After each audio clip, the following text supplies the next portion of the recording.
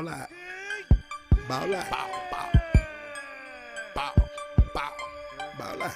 Bow, Ball out. bow. All we do is bow. Ball out. Bow, bow. Ball out.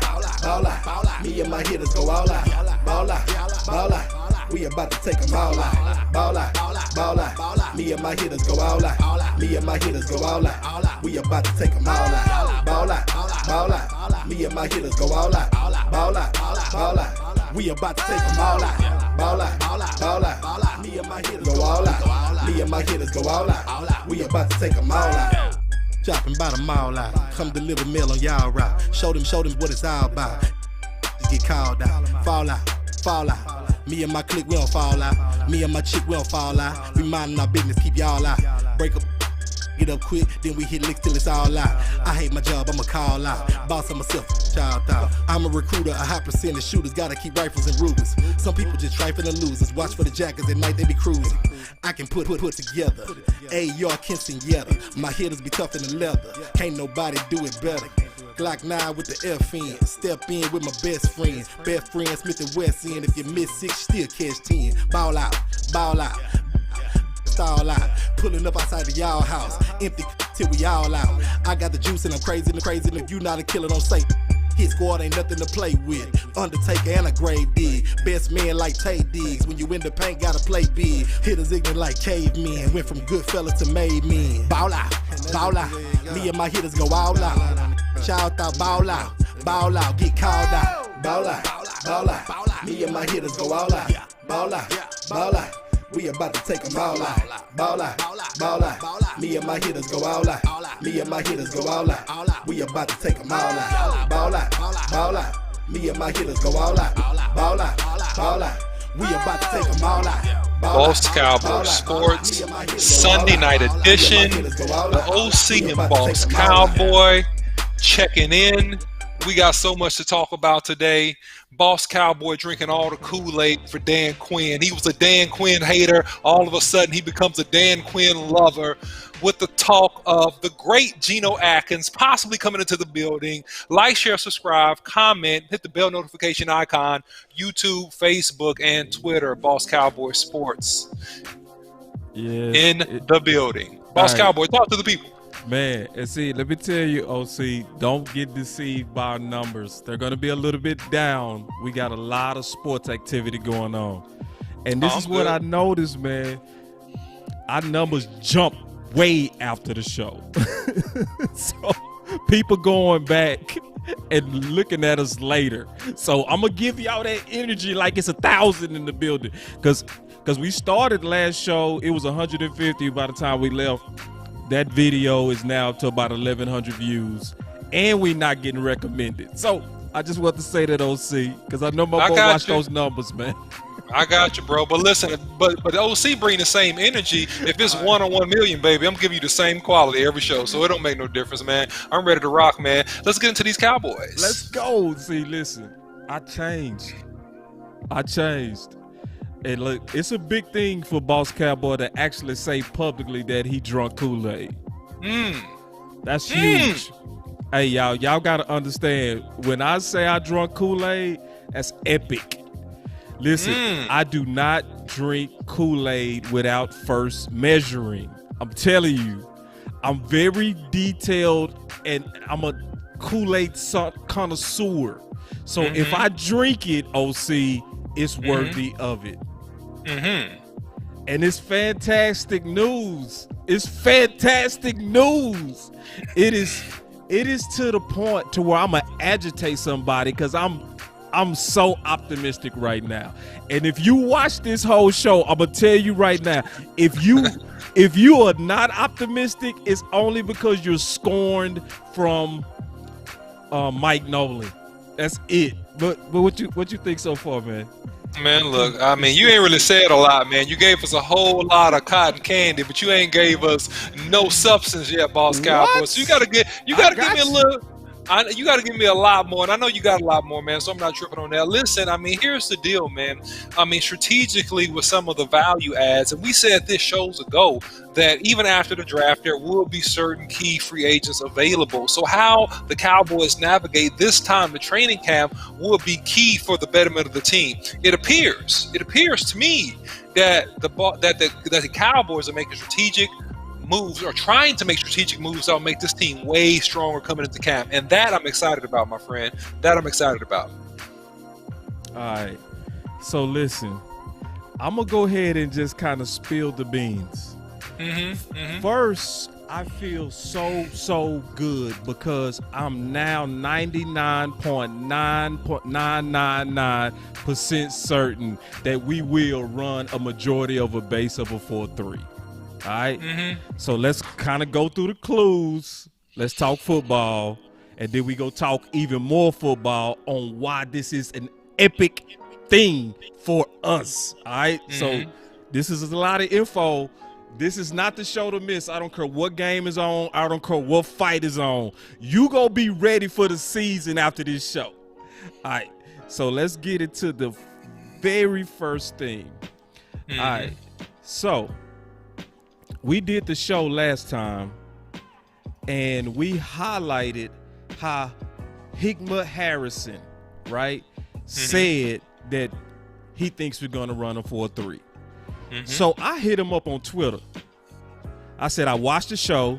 I'm of the belief, too, that we will be mostly a 4-3 base as well. So I'm saying I agree with you. I know how I came around to that. I was curious on how you came to that assumption too.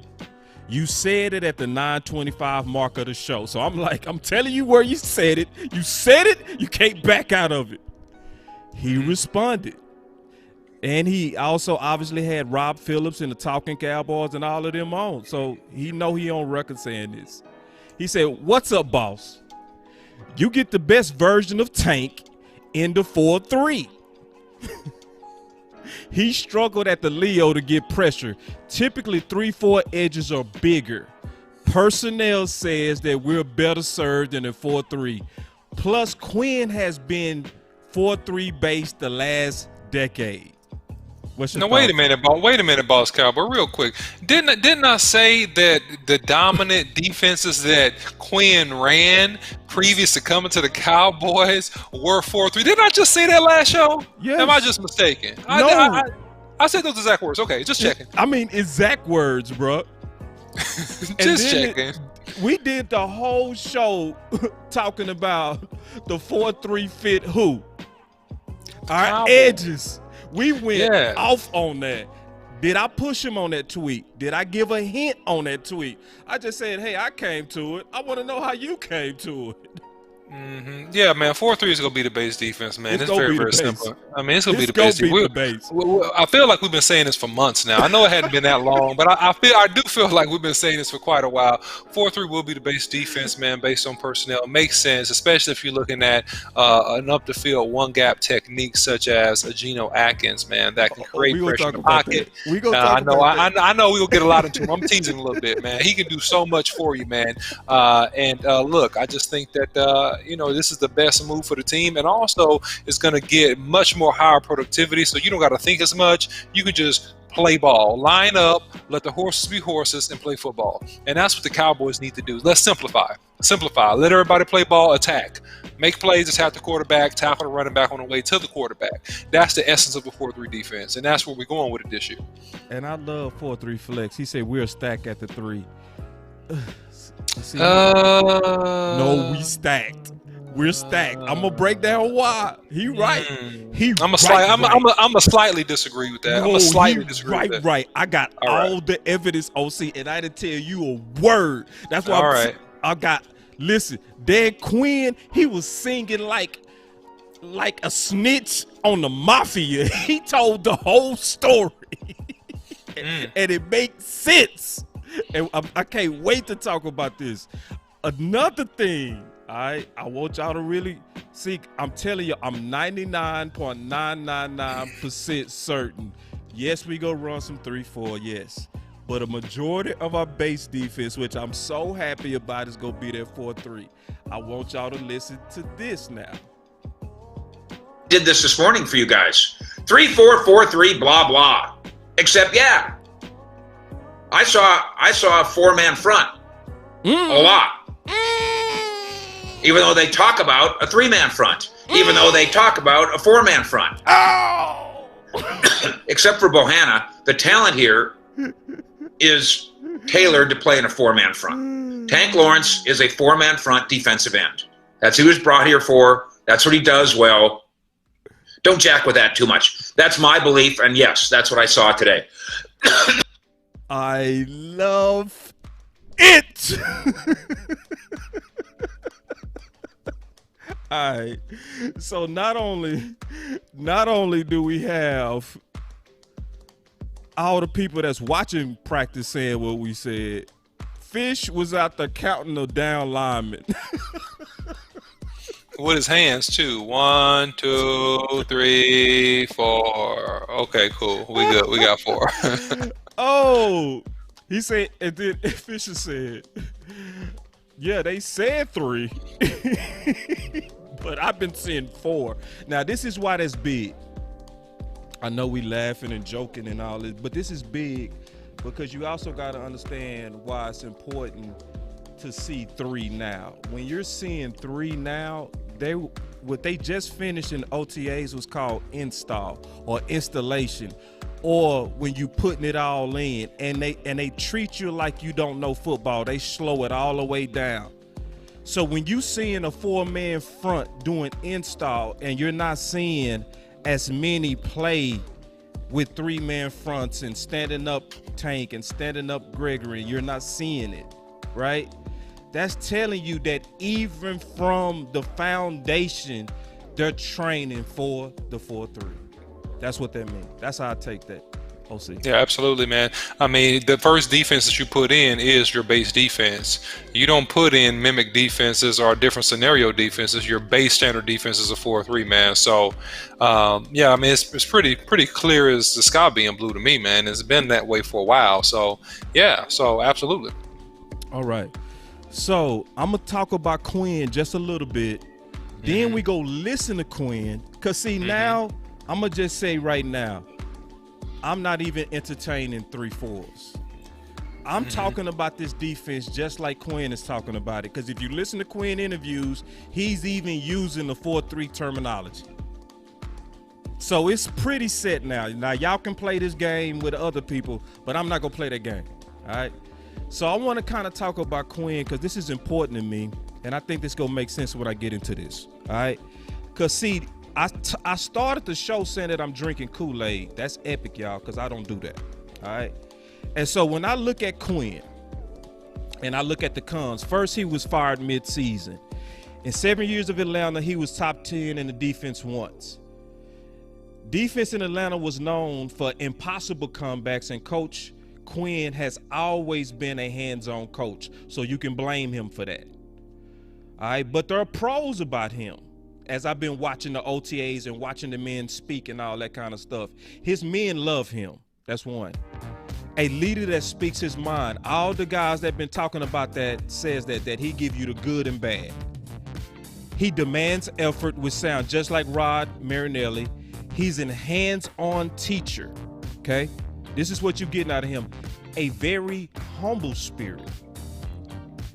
And if you give him talent, he can make it all world. That's my initial breakdown of Quinn. You got something on that, OC? Yeah, Quinn is a guy, man, that thrives when he has talent and strong coaches around him. I think by himself, he doesn't have all the components personally and skill-wise to cause the defense to be number one. But I think if you put him around a strong supporting cast or either under a strong supporting cast, I think that he thrives. I think the reason why you saw him struggle to be in the top 10 on defenses in Atlanta during this time was because he didn't have the strong supporting cast coaching-wise and in terms of execution and also talent-wise, because of the draft. I think that what you saw in Seattle was the exact opposite, and in that environment he was able to shine. So I think that they're trying to build something that is comparable to what he had in Seattle, which is not comparable yet, but they're trying to give him some talented pieces and some young players to let him basically sink or swim on his own boat, if I can put it that way, because he's going to have a few years to develop these players, to mold these players, to gel these players, and see what he can get out of these guys. And that's going to be the telltale of how his career goes and how successful he is as a defensive coordinator in Dallas. Yeah, and then John is coming us from another country, man. Hey, John, shout out to you, man, from Portugal, man. I saw you earlier. Thanks for watching the show. Appreciate you. And very observant. He said, I think when Quinn said 3-4 base defense, he might have misspoken. No, he said that on purpose. So this is what I believe is going on with that, John, is basically the coaches don't want to show their hand to the world. That's what's going on. So they intentionally came out there saying that the base is going to be 3-4, to make people that have to study us as an opponent, you got to really dig to find out. Now, if you listen to words and don't research, then Dallas was leading you down a rabbit hole.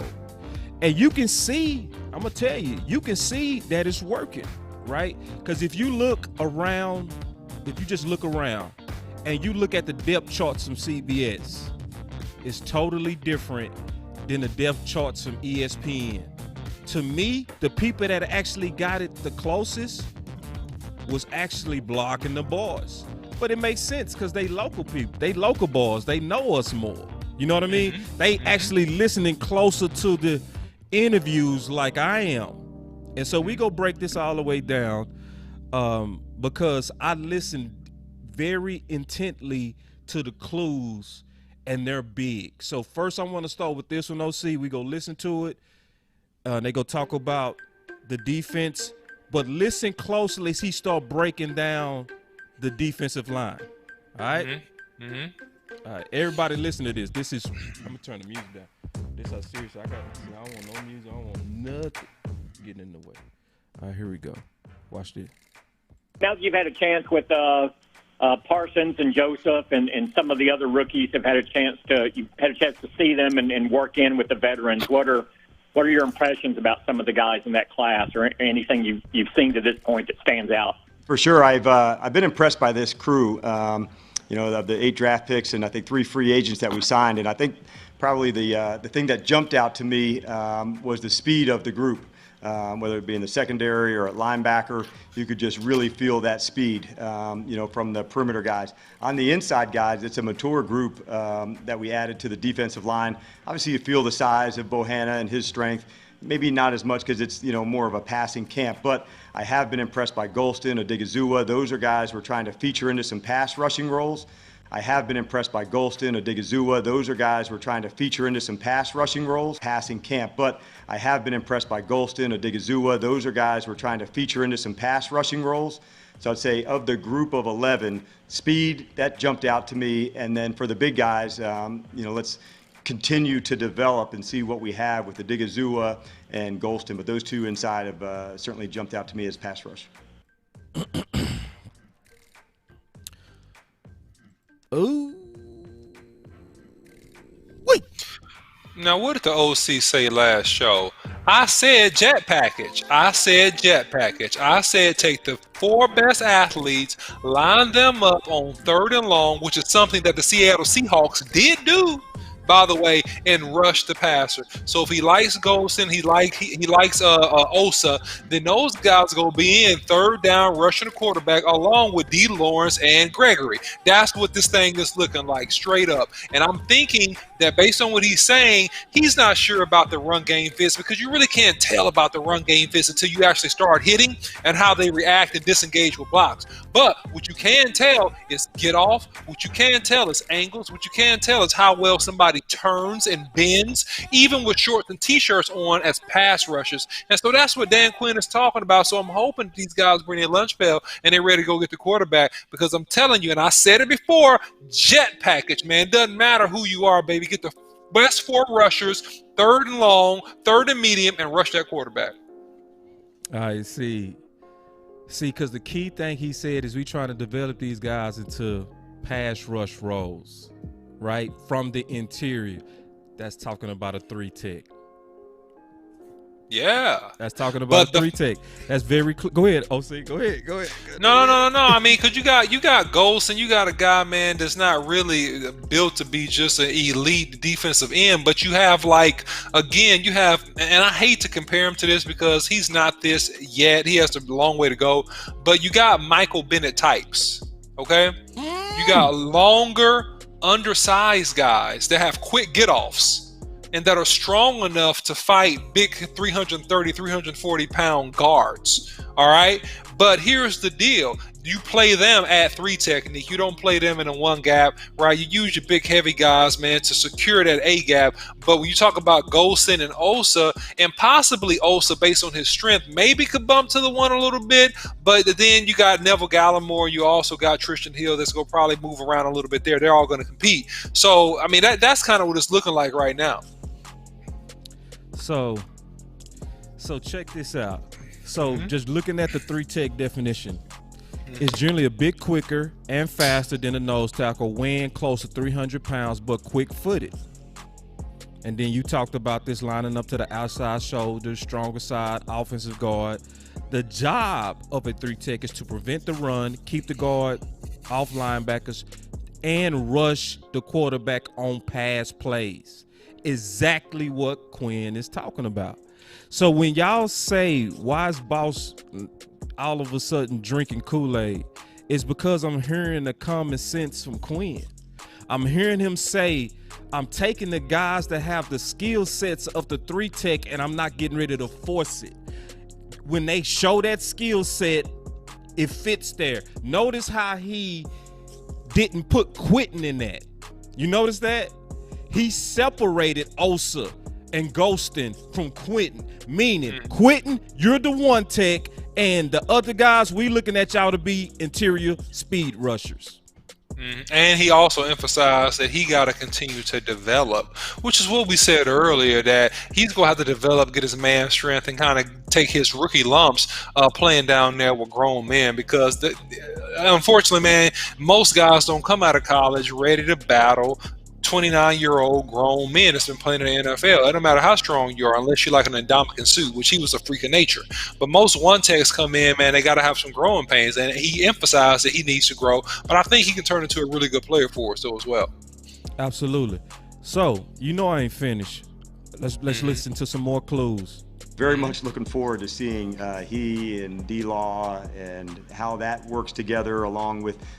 He was talking about Randy Gregory. Just real quick, when he said he and D-Law, just being clear on that, okay? The emergence of a Gallimore. We brought a Digazua in, Golston, others that can rotate and rush inside.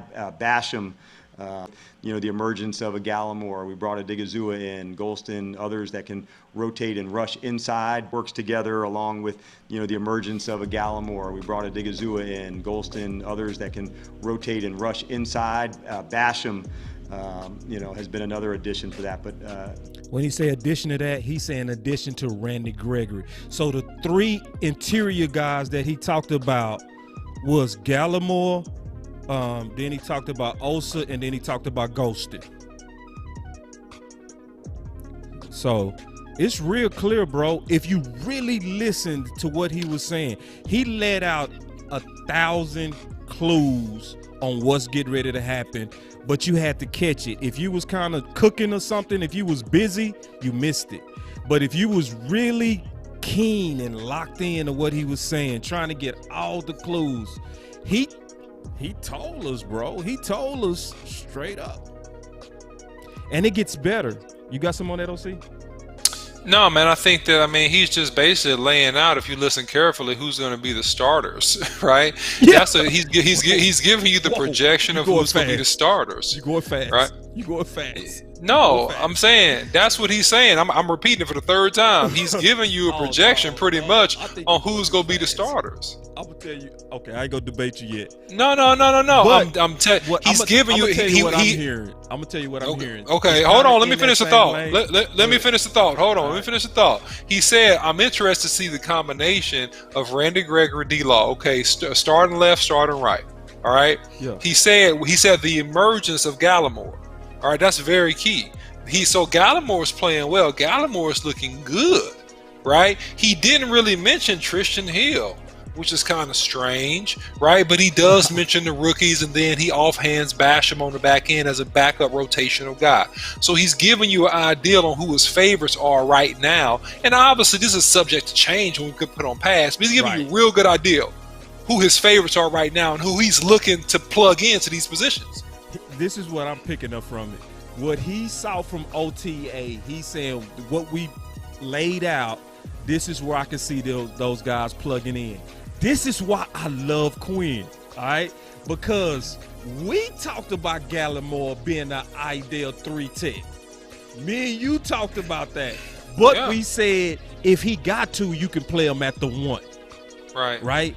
But where he's built is for the 3-tech. He will likely start or push Tristan Hill to second team. Like he probably starts, bro. Let's keep it real. He probably starts because he anoint him yet, but no. I'm not anointing him. I'm saying probably. I'm giving him 80%. I'm giving him 80% because technically, man, he is really good. Even we broke him down when he came out of OU, and we said, hey, this guy may be a second-year guy that's really turned into a really solid starter. We said that when we were talking about Gallimore. We predicted that going out of an active and a really good young 3-tech, man, and I think he has the potential to get it done. That's my take on him. Man, I sure loved Quinn that he just said it. He didn't play with it. He didn't hit. Look, and he talked about Gallimore a lot. People forgot. We go talk about him more. We go break him down some more. But man, boys forgot he read a 4.79. Quick, man. Quick.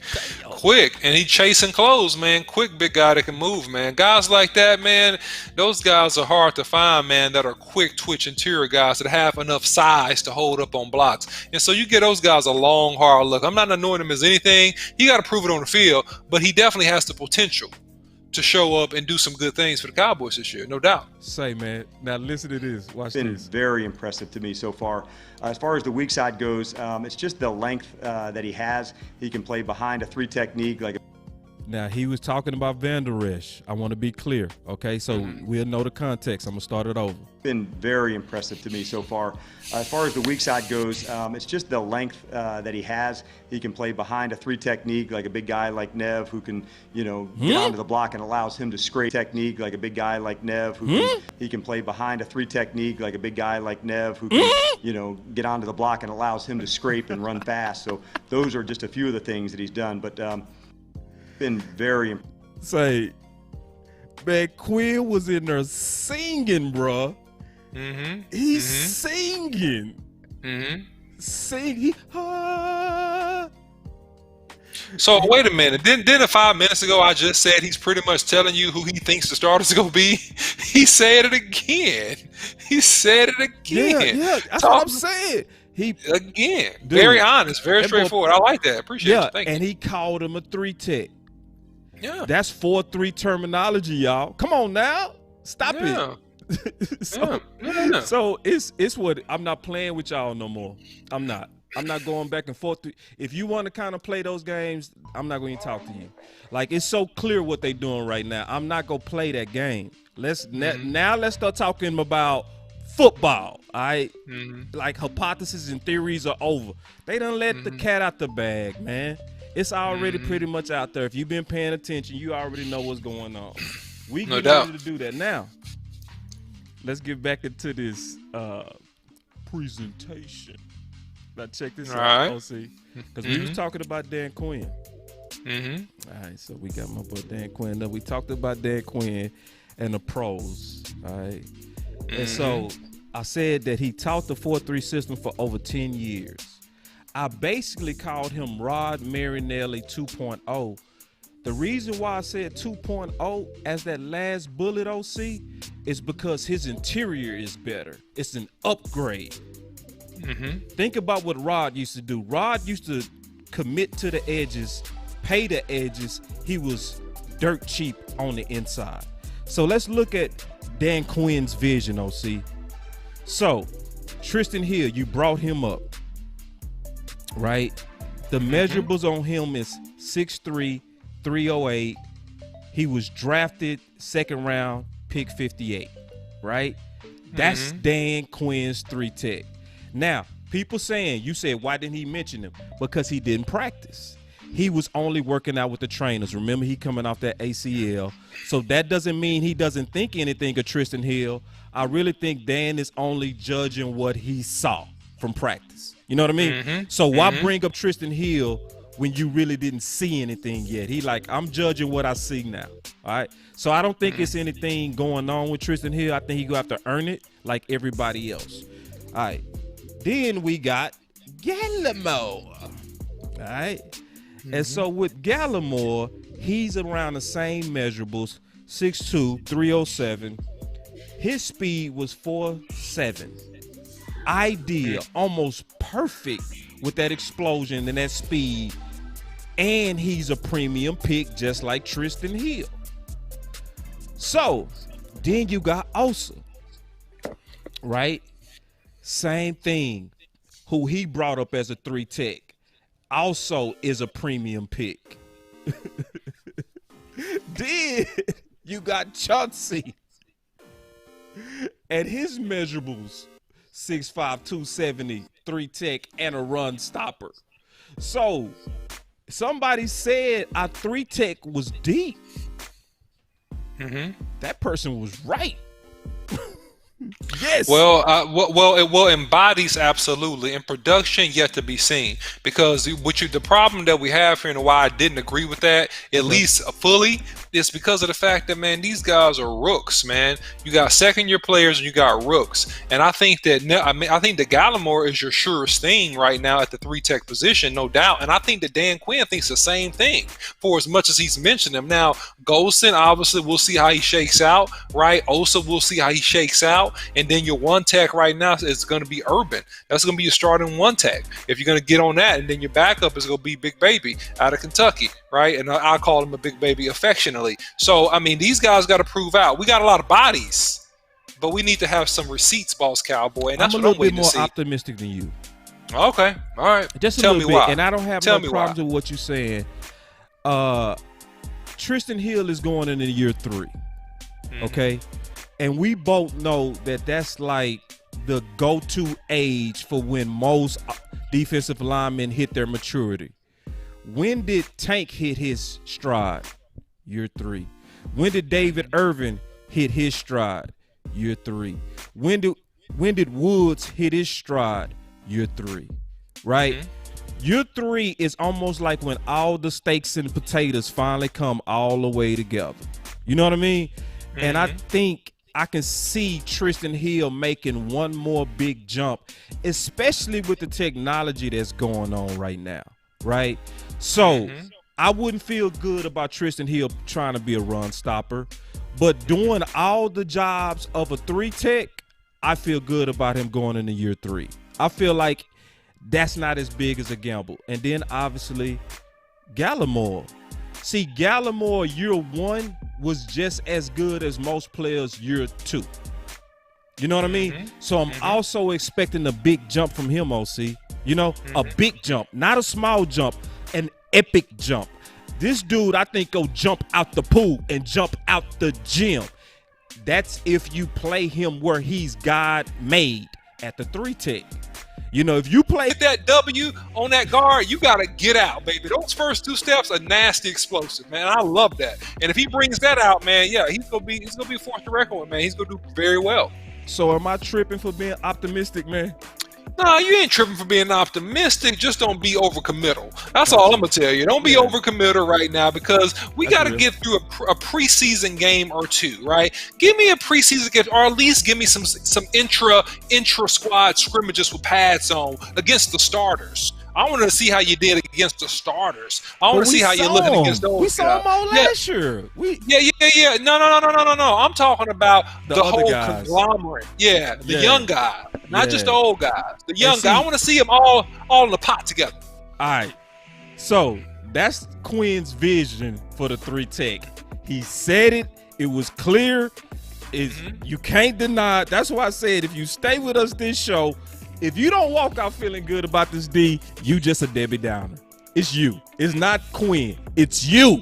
Because he is already clear at this point that he's doing, dude, You can't be more. All right, let me just show it like this. I'm gonna do it like this. So we ended it off talking about Chauncey, right? So you start bringing up the big guys. What I like is he also separated those guys. You brought up Dan Quinn's one ticks, right? These guys have very high grades on PFF on run stoppage.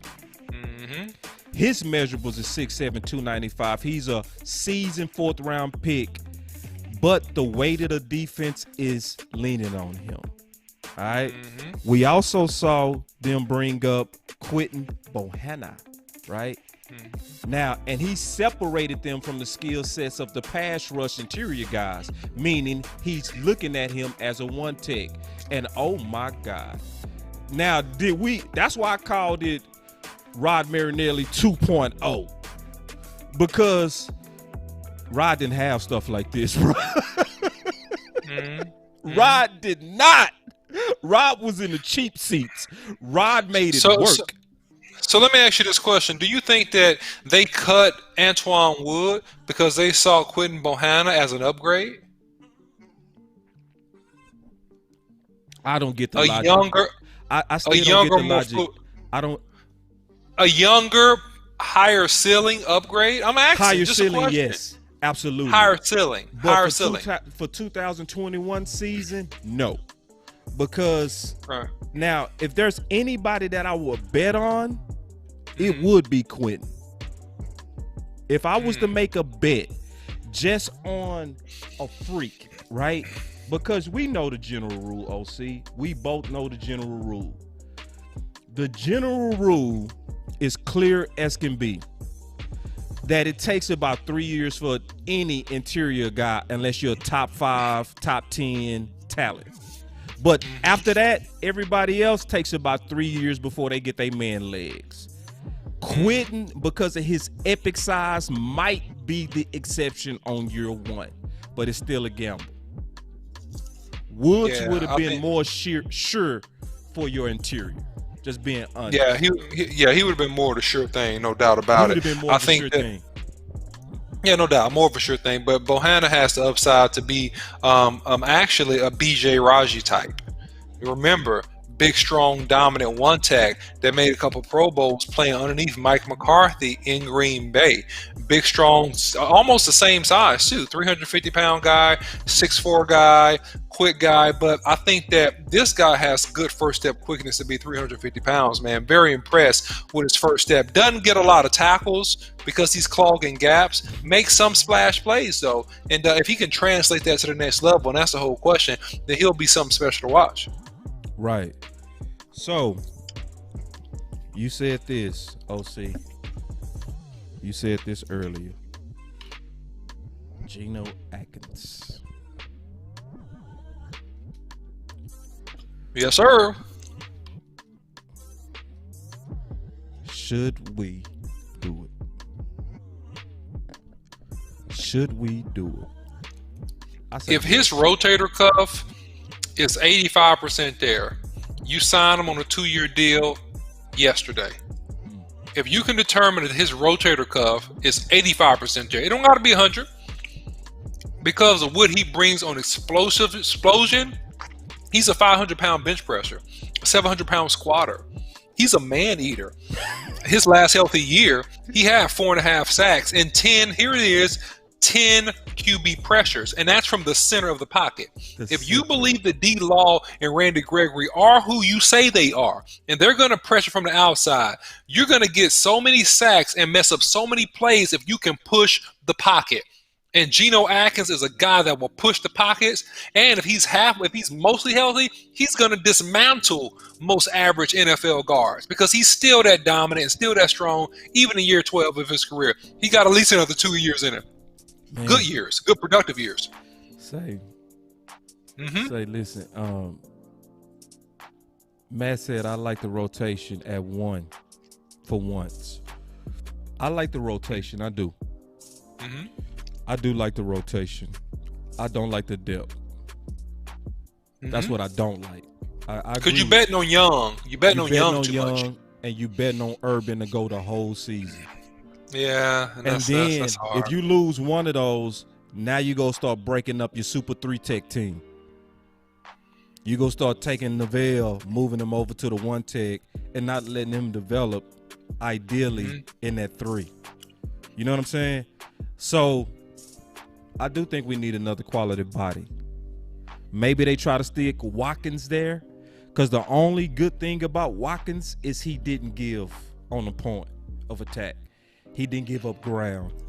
Right, you can stick him there. He's serviceable, but you don't want to get your young potential guys. It's kind of like almost like a red shirt a little bit. You don't want to put your young rookie guys there in the A gap, because all that's gonna happen, they gonna get their brains beat out. They're gonna get beat up, and you don't want young beat up rookies, man. Not until they get a full off season to train and to eat and to live that NFL lifestyle, man. You know what I mean? I wouldn't do it. Yeah, I would like Geno Atkins, and Matt, he made another point. He said Geno's a 3 tech. I think he could play the 1, and I would stick him at the 1. I would. I mean, no, he wouldn't be the super ideal, prototypical 1 tech, but for the depth to keep that 3 tech team together, right? Because I like Tristan Hill at the 3, only the 3, right? I love Gallimore at the 3. I love Osa getting some reps next year at the 3, and Golston likely playing special teams. That's what I see. You know what I mean? I think that's a monster 3 tech rotation. Monster. If you could just get Geno to help with that 1 and be insurance on the middle, I'm for it.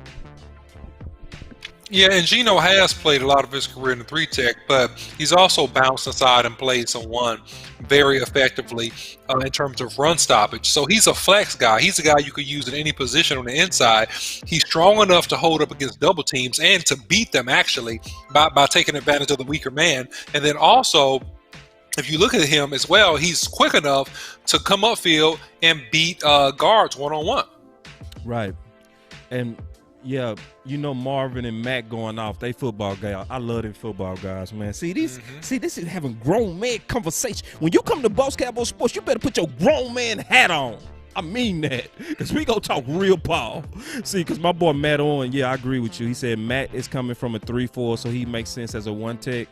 He played a lot of edge with the Texans, but he did play in that middle. And you're right. The only thing that I would give him a major plus on is he was unmovable. Now, other than that, I don't know why we signed him. But for what you need at the 1, he can do, I guess. You know what I'm saying? If you just need that depth. Hold it down for a couple minutes, Boss Cowboy. I got you. So, and that I will. So check this out. I want to get to the good parts too. Because see, I know y'all think that was the good parts. It's more good parts. I promise you. I got you. I'm going to hold it down. The OC said hold it down.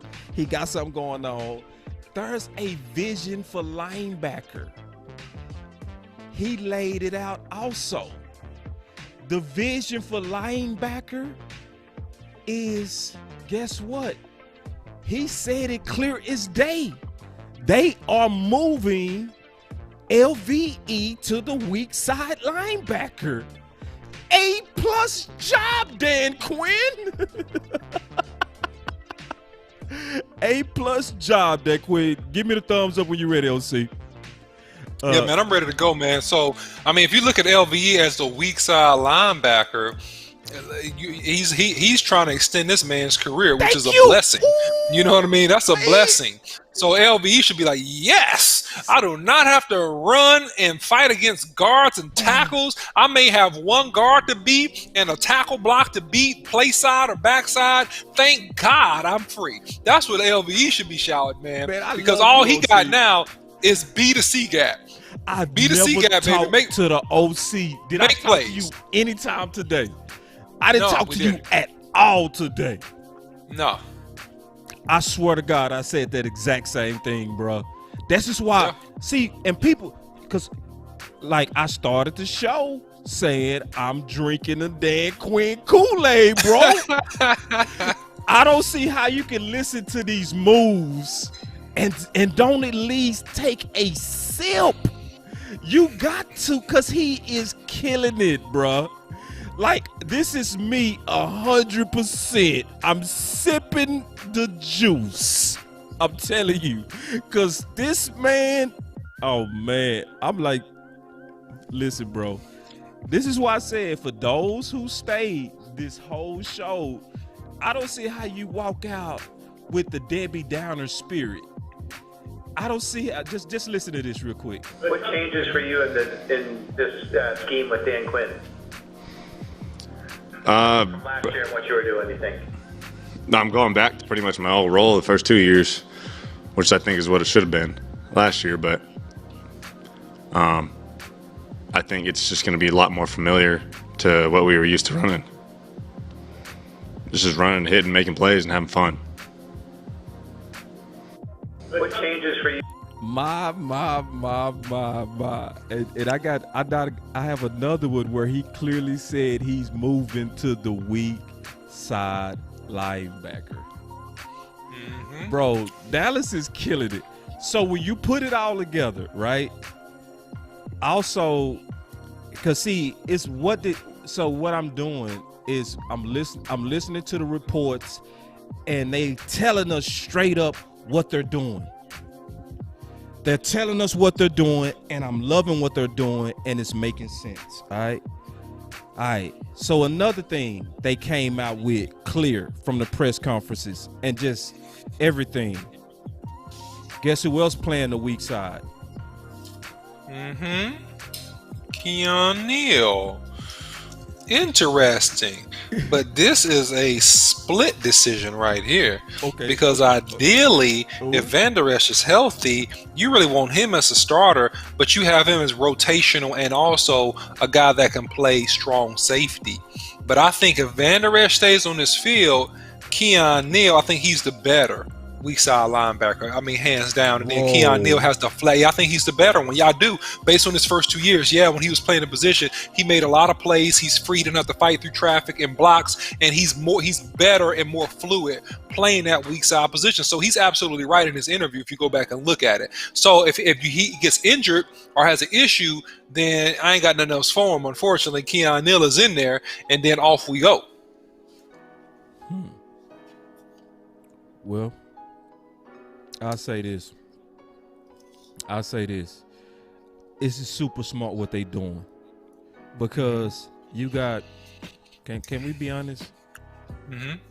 You have where you could say he's playing with the line of injury prone, right?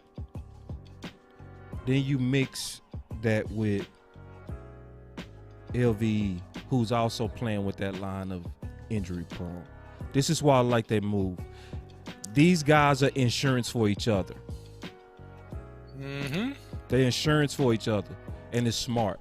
If it's one of those things to where also Neal is a little bit of a Swiss Army knife too.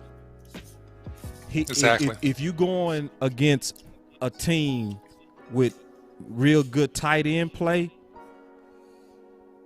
that's the guy you want. You see what I'm saying? A team that's going to come out in a lot of 12 personnel, matchup wise, that's where Canoe Neal makes sense, man.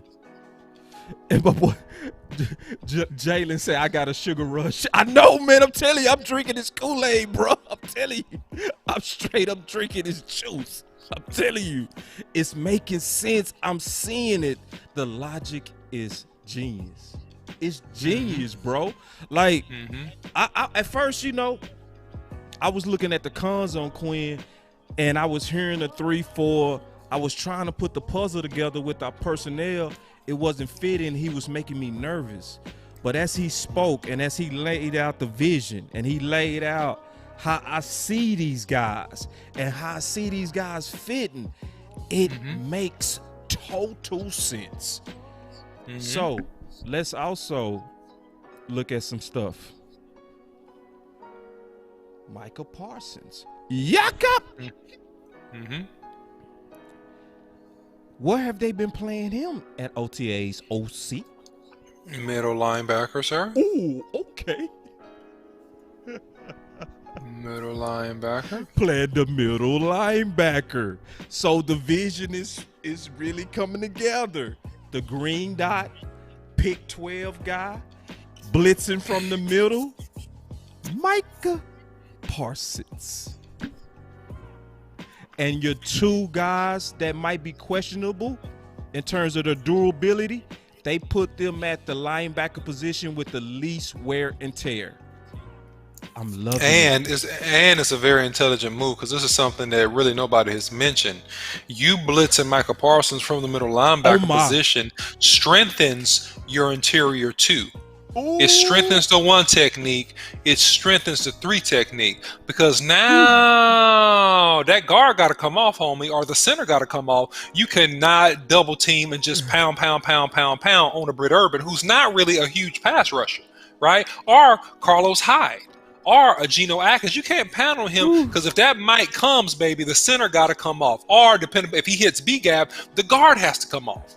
So now you got one-on-one matchups. You're creating one-on-one matchups when you strategically and intelligently blitz that middle linebacker.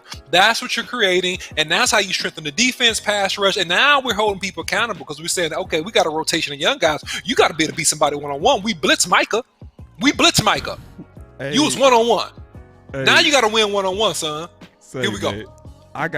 Hey, listen, I'm buying it, bro. Listen. My boy BJ Nix came in and he said, Boss drinking the Kool-Aid? He said, yes, I'm drinking it, bro. And I'm telling y'all, if Boss is drinking the Kool-Aid, I measured it. And I'm breaking it down with the OC why I buy it. And this is why you should be excited as hell about what we got going on. I'm not finished, OC. I'm not finished over here, man. I hope y'all really feeling this, man, because, hey, I mean this. I mean this. Jalen Smith. Oh, my Lord. You like I had my boy come in there? Let me do that again. Ooh, like the predator on these boys. Boy, y'all better feel me. Yes. And strong side. Quinn, you freaking genius. You genius, man. Jalen is going to be the strong side linebacker, bro. Parsons is going to likely be the middle linebacker. That's why when you've been at practice, you've been hearing about two people that didn't leave the field.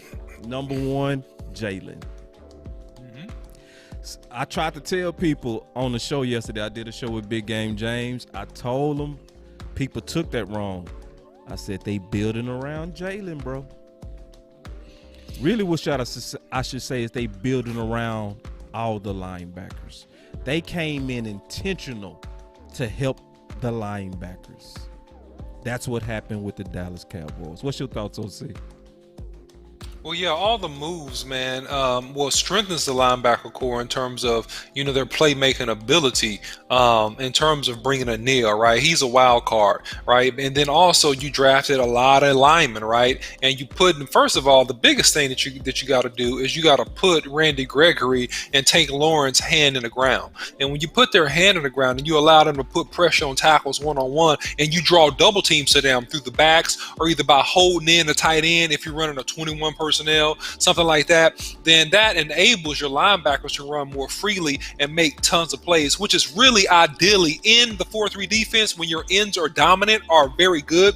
Your linebackers will be the guys that are running and making all the tackles, and that's what you want to do. That's how the defense is designed, and these guys are athletic enough and good enough to make the plays. They just got to come up and show up, man. And I mean, if they do that, man, we'll be in good shape. My boy Professor O got a good thought. I want to get your thoughts on this. He said Parsons' biggest strength is his ability to blitz. Quinn blitzes 30% range which is bottom 10 in the league. Play him at Sam makes way more sense. I'm just saying. Yeah, look, man, that's not a bad thought, Professor O. I mean, look, I like Michael Parsons rushing from either one of the edges strategically because he's a 4-3 guy, extreme quick steps, and if you watch him with his tape, even going back to high school, this guy can disengage from blockers. And some people said he can. I don't understand that. He's shown he can disengage from blockers, and his speed is just phenomenal. But also, here's another wild card that I hope they do. I hope they line up on either on ST games or either SE games, which is strong side linebacker defensive end. I hope they blitz Jalen some. I hope they blitz him some because he has the ability with his first step to create pressure as well.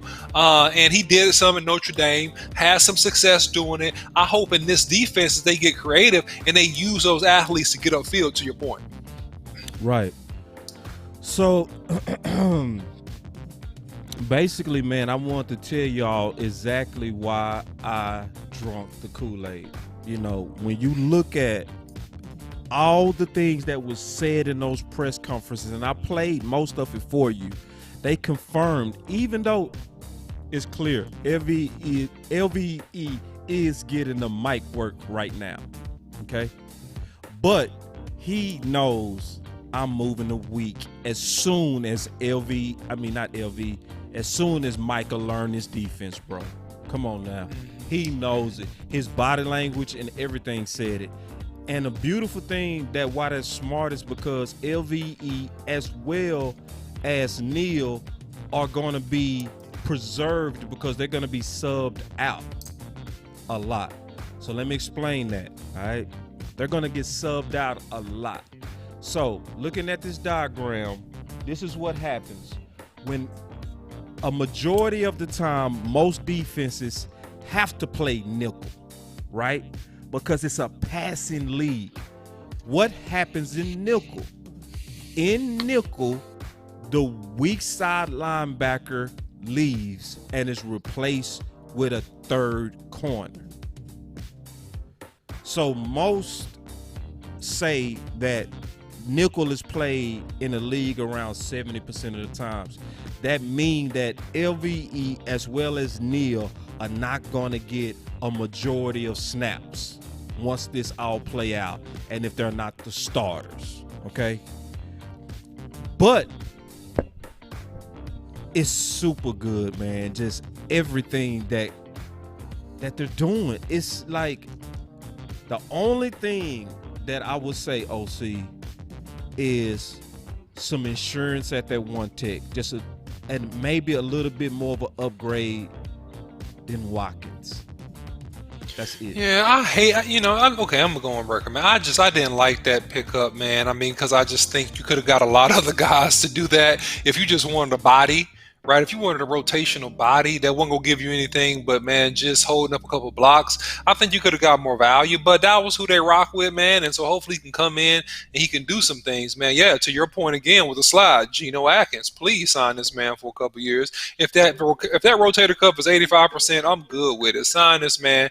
Let him come in here and wreak havoc because you're not gonna be able to double team Geno based upon moving around those linebackers and blitzing them strategically and appropriately. He's gonna get one-on-one, and if he's 85% of who he was, he beats a lot of guards one-on-one.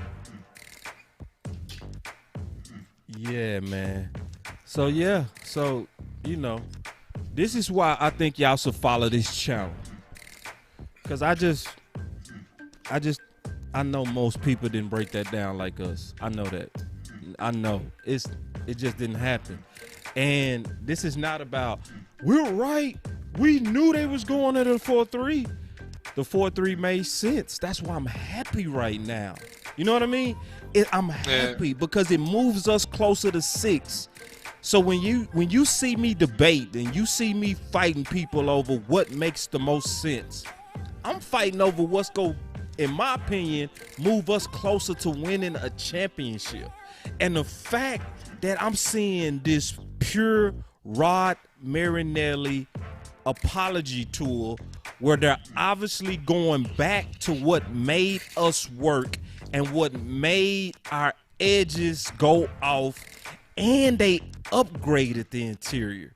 This was massive investment until well, I'm not gonna say massive. I'm gonna say a good investment. I'm impressed now that I see it all come together, and now that I know that they running a 4-3. How can you not get excited when you see a round 2 guy going into year 3? How do you not get excited about that? How do you not get excited about a year 1 4-7 guy going into year 2? How do you not? And then when you look at Osa, there's nobody that looks more ideal suited for 3-tech than him. His whole wrestling background has perfectly pedigreed him for 3-tech. And you got super good cheap insurance with Chauncey. It's just beautiful. Adding in the 1-tech with Urban. It's I see what you did. And all of this is going to help our linebackers. We don't know. Maybe get Geno. But, man, we got all these linebackers. It's just – and these are first-round linebackers. People forget that, OC. They forget. Yeah, man. All of our linebackers are pretty much first-rounders. I know everybody ready to throw away Jalen, but don't throw him away. Remember, he was a top 5 grade, y'all. We did the right things to make his job better. Hey, y'all. Some people saying, boss, you too hype. You forgot about 2020. How you go? We got to see it first. No, you got to see it first. I see the plan. The plan is good enough for me. The plan makes so much common sense.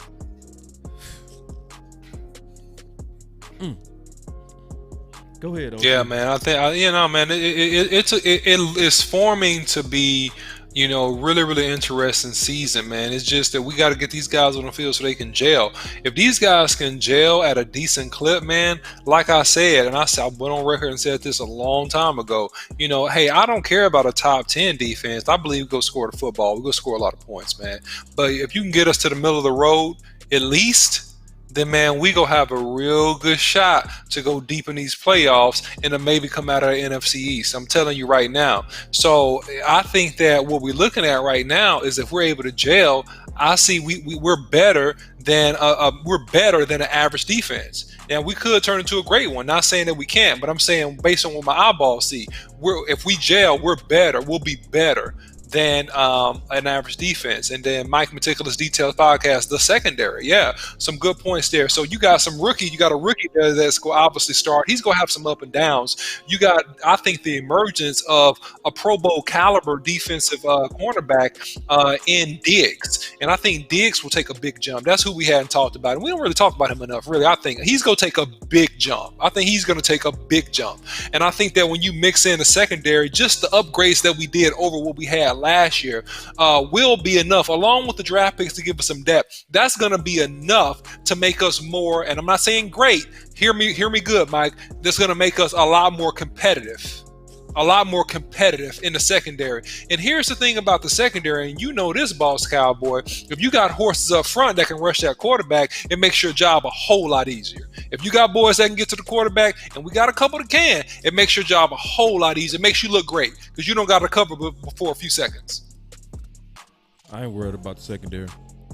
The only thing that I don't like is well, let me just play this real quick and then we'll talk about the secondary. Then maybe we'll take some more questions because, the questions, that's freestyling, and I like freestyling. That make us think on our feet.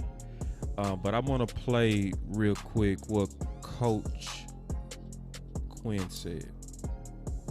Now that you've had a chance with Parsons and Joseph and some of the other rookies you've had a chance to see them and work in with the veterans, what are your impressions about some of the guys in that class, or anything you've seen to this point that stands out? For sure, I've been impressed by this crew. Of the 8 draft picks and I think 3 free agents that we signed, and I think probably the thing that jumped out to me was the speed of the group. Whether it be in the secondary or at linebacker, you could just really speed of the group. Whether it be in the secondary or at linebacker, probably the thing that jumped out to me was the speed of the group. Whether it be in the secondary or at linebacker.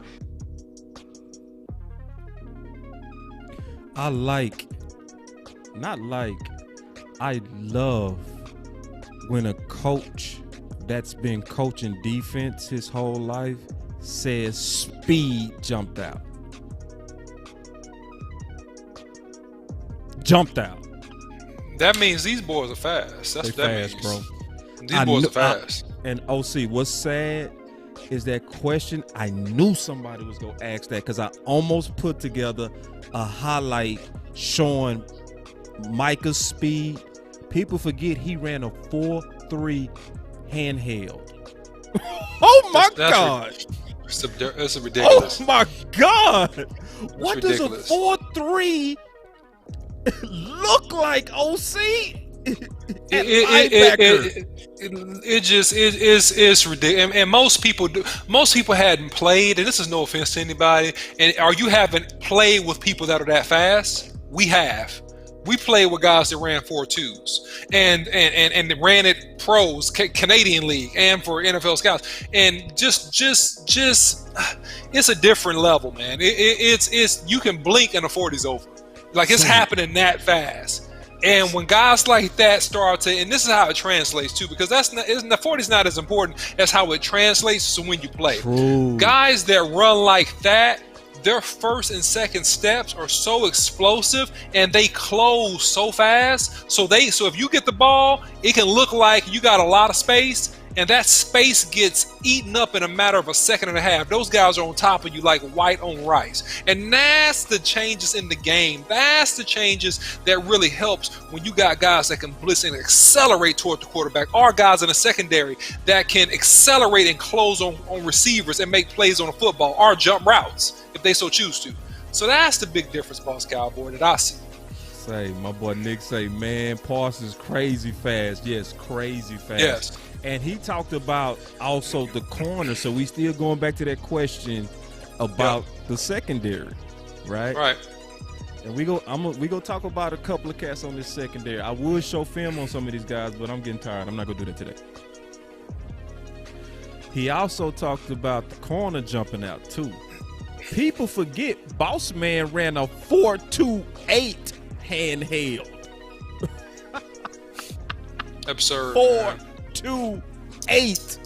So even if you add 0.5 seconds to that, that's a 4.35, a 4.36, and the film shows it.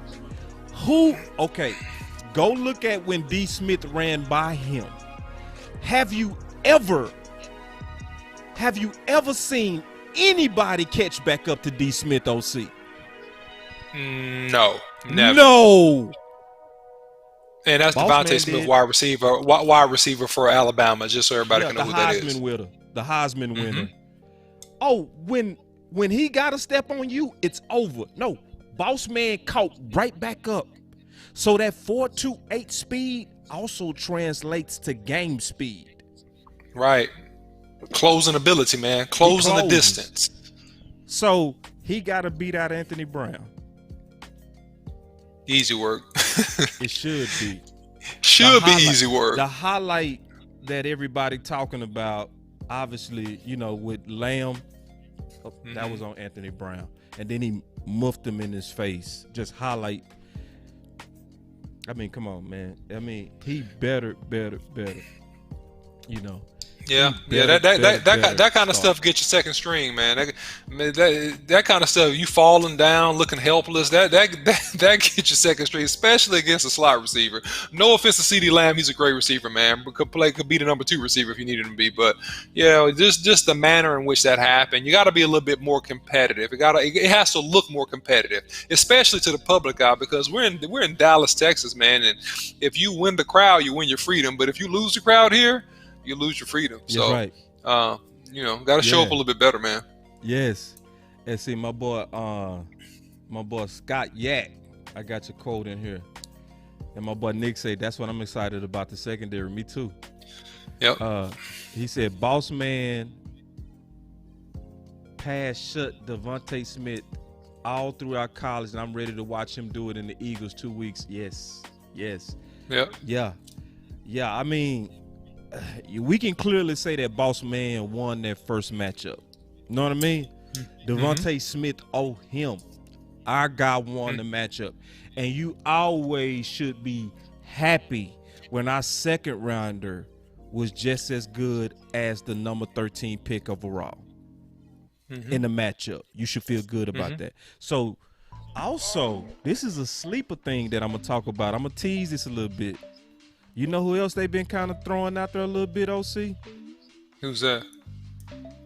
We did a film breakdown on this guy, Jerron Curse. They've been sneaking him out there, and he's been running with the ones. Athlete. That dude's an athlete. Yeah. And a great run stopper. So if Quinn is really, I'm going to tell you right now, he will play a better linebacker than Cox. I'll tell you that right now. That's what the film say. In terms of It does. In terms of tackling. Physicality at the point of attack. Yeah. Absolutely. No doubt. No doubt. So he's somebody, Cal Yeoman said he had a bad practice. I'm not going to say he lied on that. Of course not, because I wasn't there. But at the same time, I like what I see in Jerron Curse. Then you obviously got Kazi, we talking about the secondary.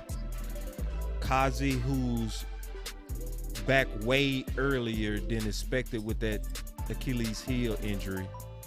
They saying it's a miracle how he's moving around. That's a clear upgrade to Xavier Woods. But I'm going to conclude this with saying what the OC said, man. That front seven is also what excites me about the back four.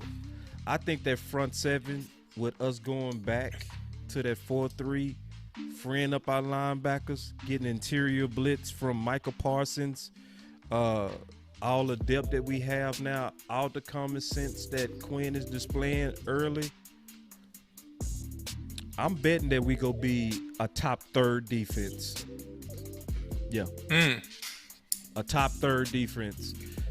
You have drunk the Kool-Aid all the way, brother. You said top third. You drunk the Kool-Aid all the way. Yeah, because see, Rod always stayed around a 15. Middle of the road. Middle of the road, yeah. So middle of the road. Middle of the road, yeah. So with what I'm seeing, with the way that they upgraded that interior, which is gonna help our linebackers. And then I keep seeing, this is what I want to end the show on. This is the main thing that I love that I keep hearing, bro. I keep hearing this right here. I want y'all to listen. Of those relationships that we're going to need that hey, we're all, I mean, I think it speaks volumes already. I think just with everybody and how all the guys are handling it, you can tell it's a different energy. There's a different, all the guys are handling it. You can tell it's a different energy. There's a different camaraderie, I think, that we're already carrying. I mean, our whole defense is we're totally restructured as far as a lot of new players, new faces, and so I think we've already built that foundation of those relationships. Oh man, the energy's there. You can tell that the guys want to get better and get after. Oh man, the energy's there. You can tell that the guys want to get better and get after it. Oh man, the energy's there.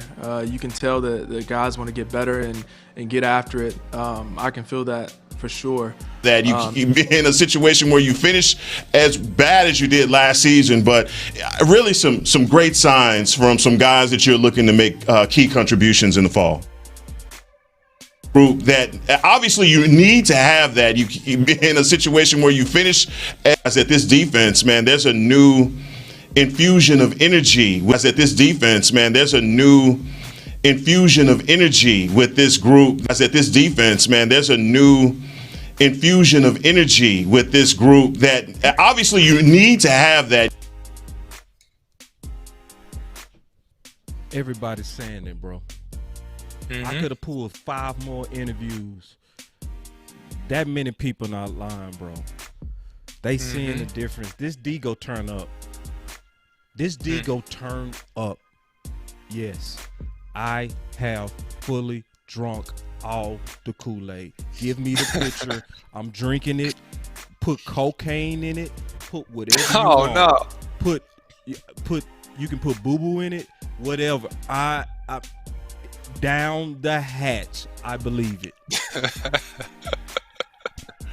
Man, the Cowboys should be much improved, man. I'm thinking that, man, they'll be, better, a little bit better than half an average, or better than in the top half of the league in terms of their defense. Man, they could reach up to that top 10 defensive level, but a couple things got to fall into place before that happens, man. And they got to get impeccable play from that front seven, man, and solid play on the rear end. I see you, C. Burleson, man. I see Jordan Lewis getting his play, covering the slot receiver, man, where he always played. I mean, that's what I see him doing. I see him coming out with a new contract, doing a really good job for the Cowboys this year. Yeah, I mean it. I drunk the Kool-Aid. I'm unapologetic, and I stand alone. I'll let everybody else be. I've seen enough. And where do I see Jordan Lewis? They need to stop playing with Jordan Lewis. They need to just stop playing, bro. All this here nickel. And then you starting Anthony Brown on the outside. Like Anthony Brown is not constantly cooked wherever he is. He especially gets cooked on the outside. So why you doing that? If I would have felt better if they put Lewis at the corner and Anthony Brown at the nickel, because that's at least where Anthony Brown make pretty decent plays, is when he's playing in the nickel. But you're talking logic here, and this is not a logical conversation. And that's maybe why I drunk that Kool-Aid too fast. Yeah. This is not a logical conversation because of the stature of Jordan Lewis and how he covers smaller receivers. Yeah, but Anthony Brown has the longer look, man. The longer look to his body, like a longer, lankier look. And I'm telling you, listen, man. Anthony Brown is a fan favorite, man. I mean, don't you know this? You know this already. Man, he's a fan favorite. He's a fan favorite. I'm not co-signing Anthony Brown. I'm just saying he's a fan favorite. I think what the hell is a longer look? What? I'm telling you gotta explain this, man, because oh my God, this boy said a longer look. Longer limbs, more prototypical type corner looking in terms of his body. You know how the Cowboys go for types. I'm telling you, he looks a little bit more like a type, and that's all I'm saying to you. That's just my opinion. That's my opinion, Boss Cowboy. And they've always played Jordan Lewis in that slot for the most part. And so I don't really see them changing off that unless Dan Quinn or the defensive passing coordinator changes this. I think he go play in the slot most of the time. I'm not saying he can't play corner because I think that he actually could in some instances based on the receiver. As long as it's not a top 10 receiver, he can hold his own. But, I think he'll thrive in that slot, man. I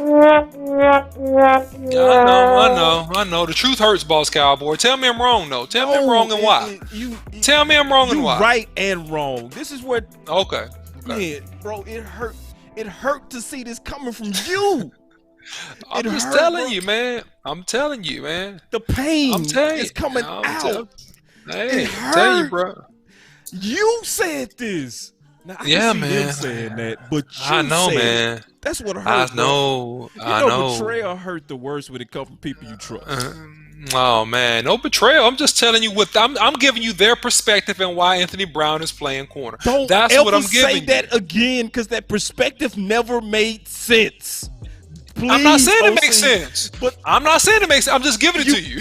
I'm just giving it to you. You stuck your chest out as if it made sense, though. No.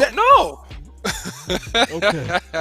No, I'm not saying that it makes sense. I'm not defending. I'm saying this is the perspective.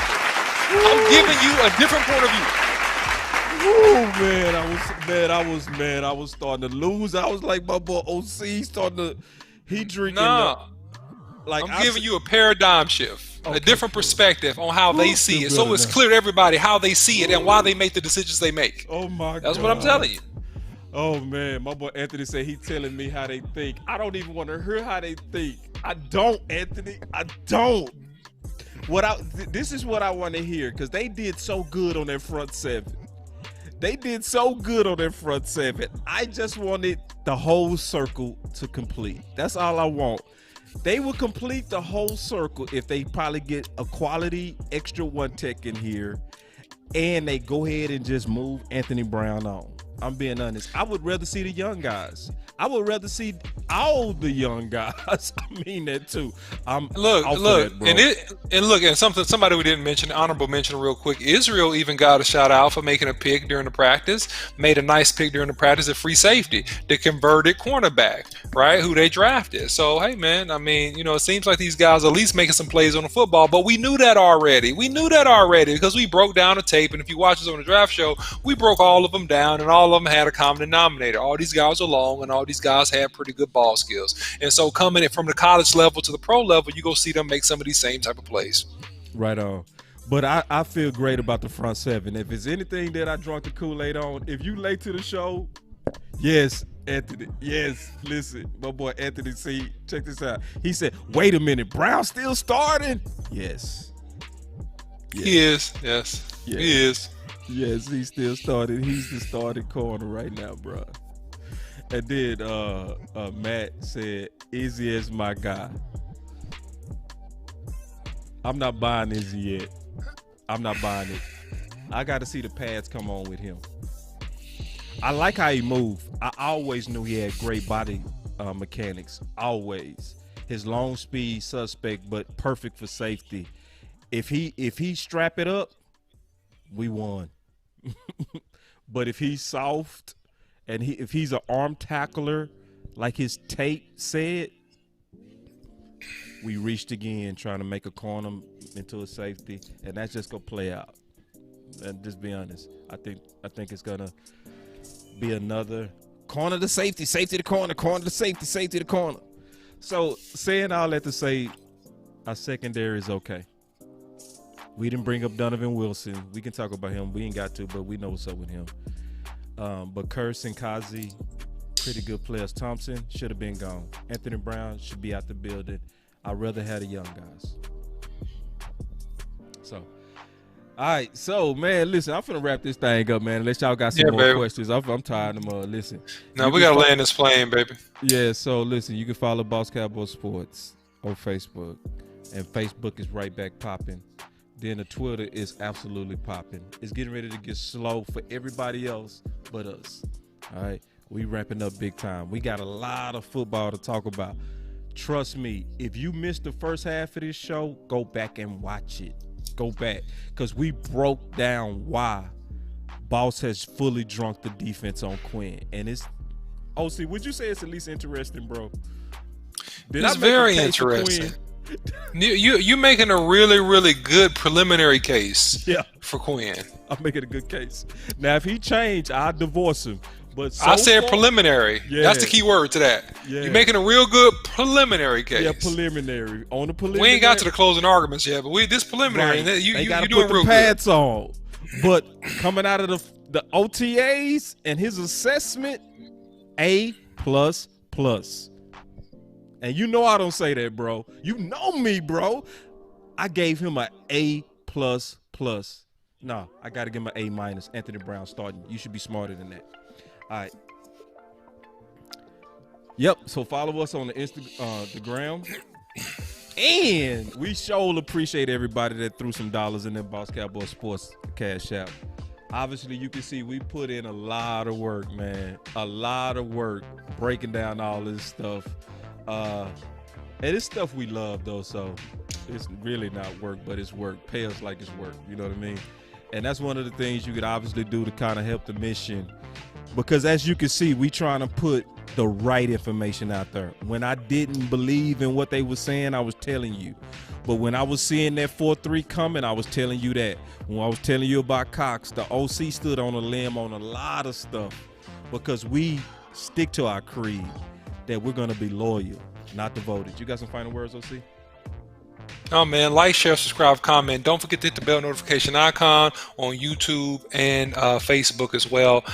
If you guys like the videos and the content, please throw some in the cash out for us. And also, don't forget, you can also share our videos and content across multiple platforms and groups at your discretion, and that helps us to grow and keep pushing forward. Appreciate you guys supporting, and we'll check with you guys later on. Absolutely, because we real close to getting that 700, so make sure y'all go hit that like. and subscribe. We getting real close to 700. Our goal is to get to 1,000. We want to be at 1,000 within the next 2 months. That's gonna put us at a place where we're monetized. We can get there fast, but we're gonna only get there fast from you guys. That's it. We not even been recommended yet. Boss Cowboy Sports is gonna take off like a rocket the day we become recommended, because I know and believe this with all my heart. There's no way you can watch the content from the OC and I and don't subscribe. I think we earn it. I really do. So, and we do that because we are very, very, very loyal and never devoted.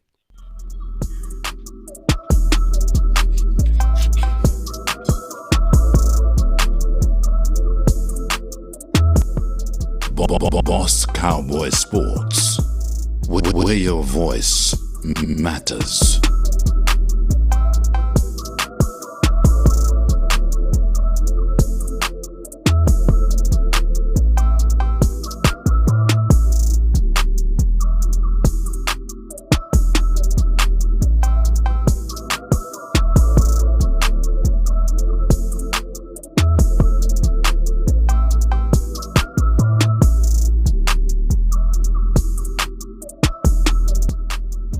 Boss Cowboy Sports.